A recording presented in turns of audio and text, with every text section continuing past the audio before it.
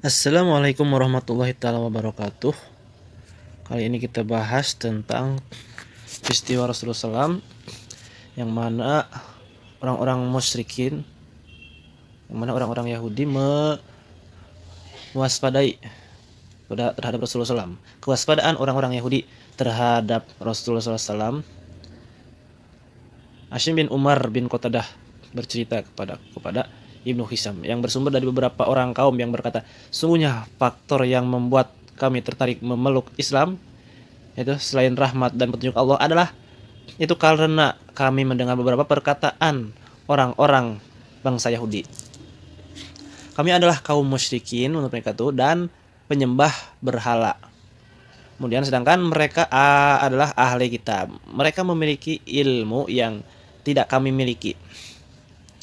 Kemudian konflik terus terjadi antara mereka dan kami.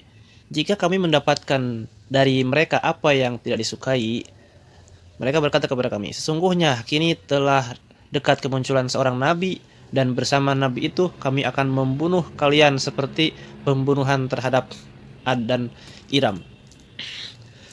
Sangat sering kami mendengar ucapan-ucapan seperti itu dari mereka. Makanya ketika Allah Subhanahu wa taala mengutus rasulnya, kami langsung merespon positif seruannya saat ia menyeru kepada agama Allah Subhanahu wa taala. Kami paham ancaman yang dilontarkan orang-orang Yahudi kepada kami sehingga kami segera menghadap Nabi, lalu beriman kepada beliau sedangkan mereka tetap kafir. Kemudian mengenai kami dalam mereka, Allah Ta'ala menurunkan firman-Nya dalam surat Al-Baqarah ayat 89. Dan setelah datang kepada mereka Al-Quran dari Allah Subhanahu wa Ta'ala yang membenarkan apa yang ada pada mereka, padahal sebelumnya mereka biasa memohon kedatangan Nabi untuk mendapatkan kemenangan atas orang-orang kafir. Maka setelah datang kepada mereka apa yang telah mereka ketahui, mereka lalu ingkar kepadanya. Maka laknat Allah lah atas orang-orang yang ingkar itu. Quran surat Al-Baqarah ayat 89. Kemudian Ibnu Hisham berkata, yastaftihuna, yang artinya meminta pertolongan. Yatahakamuna, meminta kepastian hukum-hukum. Yatahakamun. Kemudian disebutkan dalam kitabullah, ya Tuhan kami, berilah keputusan atas kami dan kaum kami dengan hak adil, dan engkaulah pemberi keputusan yang sebaik-baiknya. Quran surat Al-A'raf ayat 89. Kemudian Ibnu Ishaq berkata, Saleh bin Ibrahim bin Abdurrahman bin Auf bercerita kepadaku dari Muhammad bin Ladib. Muhammad bin Labid, saudara Bani Abu al-Ashal, dari Salamah bin Waqqas. Salamah salah satu seorang yang terlibat perang Badar. Kami memiliki tetangga seorang Yahudi di Bani Abdu al-Aisal. Itu suatu ketika ia keluar dari rumahnya menemui kami, kemudian berdiri di hadapan Bani Abdu al-Asal.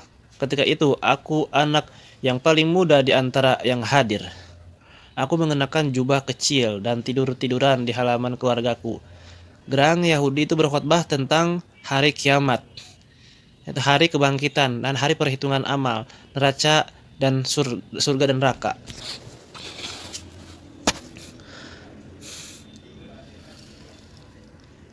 Ia menceritakan itu semua kepada orang-orang musyrikin, penyembah patung-patung yang tidak mempercayai adanya kebangkitan kembali setelah kematian.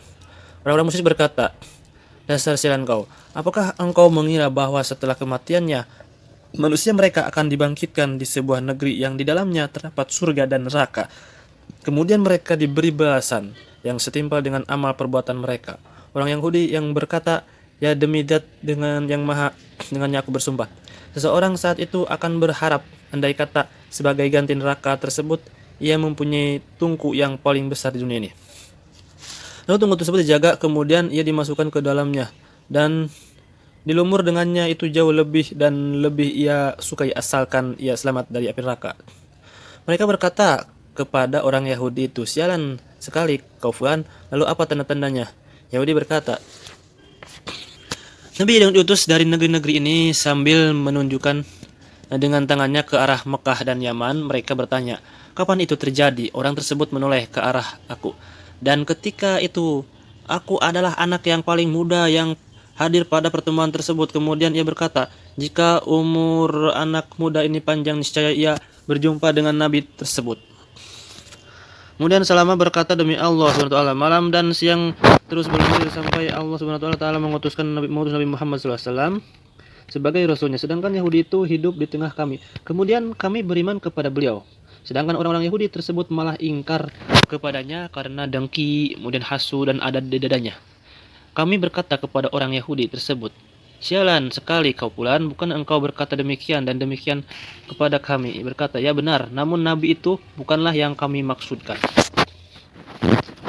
Ibnu Ishaq berkata, Asim bin Umar bin Qatadah berkata kepadaku dari tetua Bani Khuraizah yang berkata kepadaku, apakah engkau tahu tentang keislaman Sa'labah bin Sa'yah, Usaid bin Sa'yah, dan Asad bin Ubaid? Kemudian mereka adalah orang-orang Bani Quraidah, sahabat-sahabat mereka di zaman jahiliyah, kemudian mereka menjadi pimpinan di zaman Islam. Aku berkata, tidak demi Allah. Tidak, demi Allah orang-orang dari Bani Hald berkata, sesungguhnya orang Yahudi dari Syam yang bernama Ibnu Al-Hayyaban datang menemui kami 2 tahun sebelum Islam datang. Dia tinggal bersama dengan kami. Demi Allah, kami belum pernah melihat orang mengerjakan sholat 5 waktu yang lebih baik daripadanya. Ia tinggal bersama-sama kami. Jika kami ditimpa kekeringan dan hujan tidak turun, kami berkata kepada Ibnu Al-Hayyabah, keluarlah, wahai Ibnu Al-Hayyabah, dan mohonkanlah air hujan untuk kami. Ia berkata, tidak demi Allah, aku tidak akan melakukan itu hingga kalian mengeluarkan sedekah di tempat kalian keluar. Kami berkata kepadanya, berapa jumlahnya?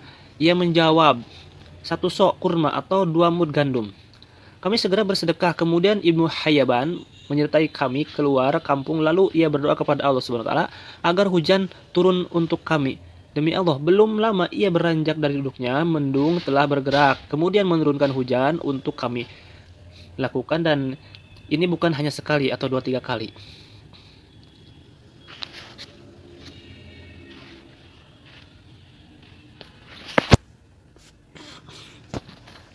Asim bin Amr berkata, saat menjelang kematian dan dia berada di tengah kami, dia tahu bahwa kematian telah semakin dekat. Dia berkata, wahai orang-orang Yahudi, apa pendapat kalian yang membuat aku keluar dari negeri minuman keras dan roti ke sebuah negeri yang penuh derita dan kelaparan? Mereka berkata, engkau jauh lebih tahu tentang hal itu tentang kami. Ibnu Al-Hayyabah berkata, sungguhnya aku datang ke negeri ini dengan tujuan menanti diutusnya seorang nabi yang sudah dekat kedatangannya. Negeri ini adalah tempat hijrah nabi tersebut.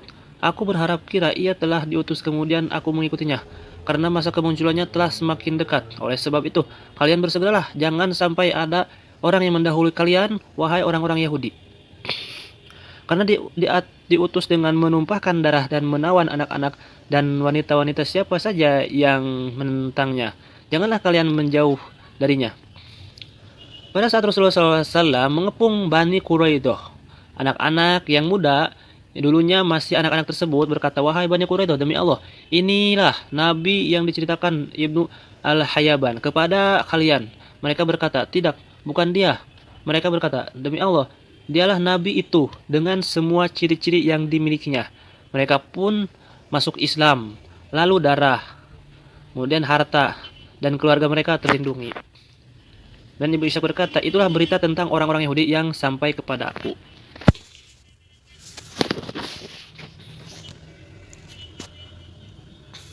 Ini sekarang kita bahas tentang Waraqah bin Naufal, Ubaidillah bin Jahsi, Utsman bin Khuwailid, dan Zaid bin Amr bin Nufail. Dan Ibnu Ishaq berkata, suatu ketika orang-orang Quraisy mengadakan rapat di sisi salah satu patung yang mereka miliki. Mereka mengagung-agungkan patung itu, kemudian menyembelih hewan kurban untuknya, duduk berdoa di sampingnya serta tawaf sekelilingnya. Demikian hari raya mereka setiap tahunnya. Mereka melakukan ritual seperti itu, kecuali 4 orang di antara mereka. Salah seorang dari mereka berkata kepada sahabatnya, bersahabatlah kalian dan hendaklah sebagian dari kalian merahasiakan dirinya dari sebagian yang lain. Mereka berkata, baiklah. Keempat orang tersebut adalah Waraqah bin Naufal bin Asad bin Abdul Uzza bin Qusay bin Kilab bin Murrah bin Ka'ab bin Lu'ay, Ubaidillah bin Jahsy bin Ri'ab bin Yamar bin Syabroh bin Murrah bin Kabir bin Ghanem bin Dudan bin Asad bin Khuzaimah, ibunya bernama Umaymah binti Abdul Muthalib. Utsman bin Huwairith bin Asad bin Abdul Uzza bin Qusay, dan Zaid bin Amr bin Nufail bin Abdul Uzza bin Abdul bin Qutb bin Riyah bin Razah bin Adi bin Ka'ab bin Lu'ay.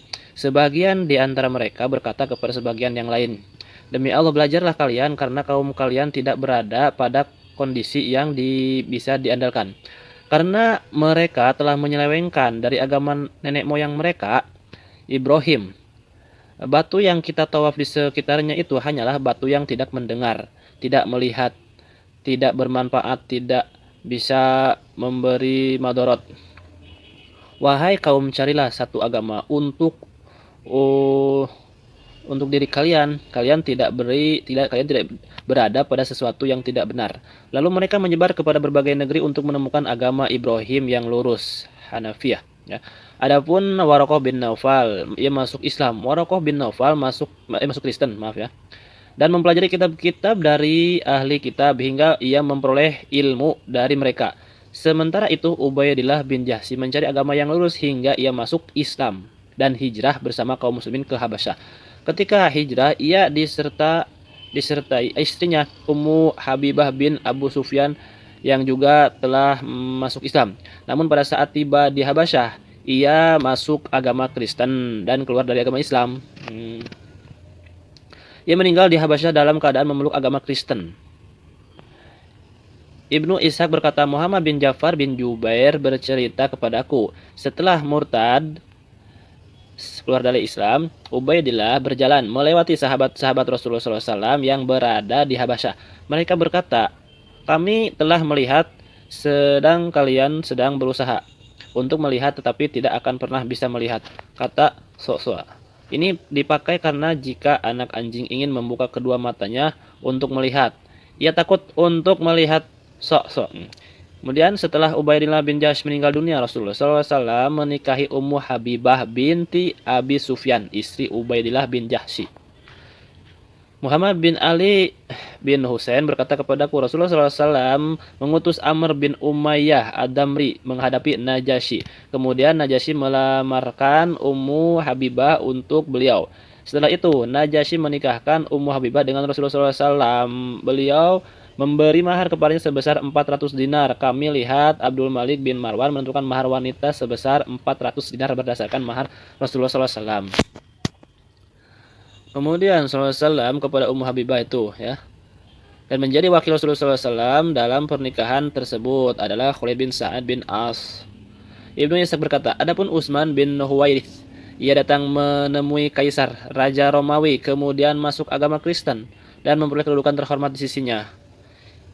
Ada kisah tentang Utsman bin Huwairith bersama Kaisar, namun enggak menyebutkannya sebagaimana yang lakukan pada saat memaparkan perang Fijar. Adapun Zaid bin Amr bin Nufail, ia tidak memeluk agama Yahudi, tidak pula memeluk agama Kristen. Ia meninggalkan agama kaumnya, kemudian menjauhi patung-patung bangkai darah hewan yang disembelih untuk patung-patung dan melarang mengubur anak dalam keadaan hidup-hidup. Ia berkata, aku menyembah Tuhan Ibrahim. Ia menentang kaumnya secara terang-terangan dan mengkritiknya. Hisham bin Urwah berkata kepadaku, dari ayahnya, dari ibunya Asma binti Abu Bakar radhiyallahu anhu, aku pernah melihat Zaid bin Amr bin Nufail di masa tuanya. Ia menyandarkan punggungnya ke Ka'bah sambil berkata, hai orang-orang Quraisy, demi Tuhan, tidak ada satupun di antara kalian selain aku yang setia berpegang teguh kepada agama Ibrahim. Setelah itu ia berkata, ya Allah, andai kata aku mengetahui wajah yang paling engkau sukai, pasti aku menyembah, namun aku tidak mengetahuinya. Kemudian ia sujud dengan senang-senang. Aku memberitahu bahwa anak Zaid bin Sa'id bin Amr bin Nufail bin Umar bin Khattab, ia adalah sepupunya, berkata kepada Rasulullah SAW, bolehkah kita memohon ampun untuk Zaid bin Amr? Rasulullah SAW bersabda, boleh, sungguh dia akan sendirian sebagai satu umat. Itu dalam hadis riwayat riwayat Hakim nomor 5856 dari jalur Ibnu Ishaq, namun pada sanadnya yang tergolong terputus mengkotai antara Ibnu Husain dengan Umar Kemudian Tarikh Al-Kabir. Nah, itu hadis memiliki syawahid di dalam Musnad Ibn Ahmad bin Ambal. Kemudian Zaid bin Amr bin Nufail berkata tentang dirinya yang meninggalkan agama kaumnya dan perlakuan kaumnya terhadap dirinya karena tindakan tersebut. Apakah satu Tuhan ataukah 1000 Tuhan yang mesti aku sembah jika semua perkara dibagi? Ku tinggalkan Allata dan Uzza semuanya. Demikianlah yang dilakukan orang yang gigih dan sabar. Ku tidak menyembah Uzza dan 2 anak wanitanya, tidak pula 2 patung Bani Amir, tidak pula menyembah Hubal. Walau sejak lama dianggap Tuhan sejak masa kecil. Aku kabur pada malam-malam itu memang begitu mengagumkan. Demikian siang yang hanya diketahui oleh orang yang bisa melihat. Sesungguhnya Allah telah memusnahkan banyak orang karena mereka berkubang dengan kejahatan. Dia siksakan yang lain karena kebaikan kaum yang lain. Kemudian anak kecil di antara mereka tumbuh dengan baik. Ketika seseorang terseret, ia akan sadar kembali pada suatu hari laksana daun ranting yang kembali tumbuh setelah ia gugur terkena air hujan satu. Namun aku menyembah Ar-Rahman Tuhanku agar Tuhan yang Maha Pengampun mengampuni dosa-dosaku. Pertahankan ketakwaan kalian kepada Allah Tuhan kalian. Jika kalian menjaganya maka kalian tidak akan pernah binasa. Kau lihat bahwa negeri-negeri orang yang baik-baik adalah surga, sedang negeri orang-orang kafir adalah api yang panas membakar. Mereka mendapat kehinaan hidup di dunia, dan pada saat mati mereka ditimpa siksaan yang menyesakkan dada. Kemudian Zaid bin Amr bin Nufail berkata, Ibnu Hisham menyebutkan bahwa ini adalah ucapan dari Umayyah bin Abi Sa'd dalam syairnya kecuali 2 bait pertama, bait kelima dan bait terakhir. Sedangkan akhir dari bait pertama bukan dari Ibnu Hisham. Ibnu Hisham berkata nama Hadrami ialah Abdullah bin Ibad bin Akbar, salah seorang dari As-Sodaf. Nama As-Sodaf ialah Amr bin Malik As-Sakun bin Aisras bin Kindi, ada yang mengatakan Kindah, bin Taur bin Murati bin Ufair bin Adi bin Harith bin Murrah bin Adad bin Zaid bin Mihsa bin Amr bin Arib bin Zaid bin Kahlan bin Sabah. Ada yang mengatakan Murati adalah anak Malik bin Zaid bin Kahlan bin Sabah. Ibnu Isa berkata Zaid bin Amr memutuskan untuk pergi dari Makkah dan berkelana ke negeri-negeri yang lain untuk menelusuri agama Ibrahim. Ibnu Isa berkata, yang aku tahu dari sebagian keluarga Zaid bin Amr bin Naufal bahwa jika Zaid tiba di Ka'bah ia masuk ke dalam masjid. Kemudian berkata, ya Allah, aku sambut seruanmu dengan sepenuh jiwa sebagai ibadah dan kerendahan untukmu. Aku berlindung dengan apa yang Ibrahim berlindung diri dengannya. Ya Allah, hidungku ini kuserahkan untukmu, walau kau menimbulku tetapi tak ada keluh dariku. Kebaikanlah yang kucari, bukanlah seseorang tidak sama yang keluar diteriaki siang dengan yang tidur di siang bolong. Al-Khattab menganiaya Zaid bin Amr, membuangnya ke Mekah atas turun ke Gua Hira menghadap Mekah, kemudian menyerahkan kepada salah seorang pemuda Quraisy dan beberapa orang yang bodoh yang ada di tengah-tengah mereka. Al-Khattab berkata kepada mereka, janganlah biarkan dia masuk Mekah. Zaid bin Amr tidak masuk Mekah kecuali dengan cara sembunyi-sembunyi. Dia datang dengan sembunyi. Ketika orang-orang Quraisy mengetahui Zaid bin Amr masuk Mekah, mereka melaporkan kepada Al-Khattab. Kemudian mereka mengusir Zaid bin Amr dan mengeroyoknya karena dikhawatirkan mengacak-acak agama mereka, dan tindakannya meninggalkan agama kaumnya bisa diikuti orang lain. Zaid bin Amr berkata lantang sambil membanggakan kehormatan dirinya atas kaumnya yang telah merusaknya. Kemudian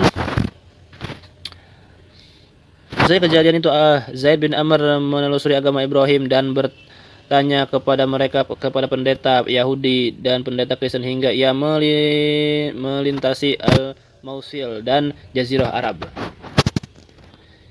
Ia tak kenal lelah berjalan menyusuri seluruh wilayah Syam hingga bertemu dengan seorang pendeta di bukit di wilayah Al-Balqa, seorang pendeta yang menjadi rujukan para pemeluk agama Kristen karena ilmunya. Zaid bin Amr bertanya kepada pendeta tersebut tentang agama Ibrahim.